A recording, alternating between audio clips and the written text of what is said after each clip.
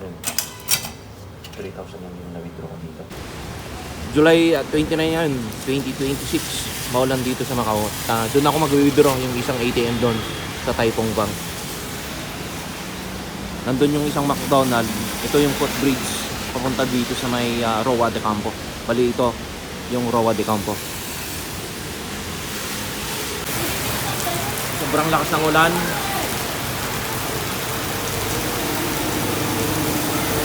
Yan. Nandito lang yung bangko. Yung bangko Taipong.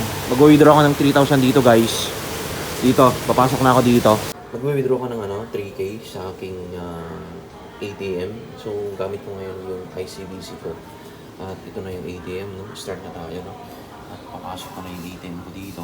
So basic lang itong gagawin ko guys. At napaka-smooth yung gagawin ko. Yan dito, yung PIN. Bali, 4 na digit yun.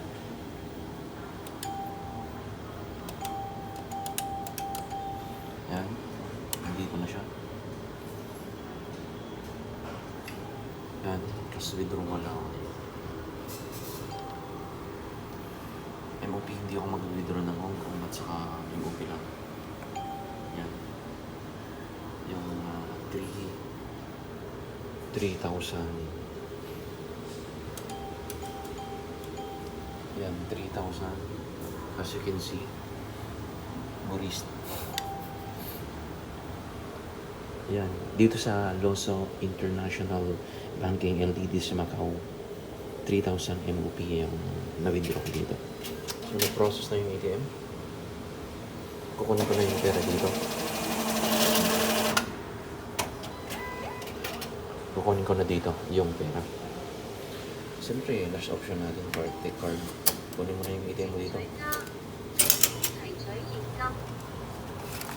Ayan. 3,000 lang yung na-withdraw ko dito. Dito sa may Loso International Banking Ltd.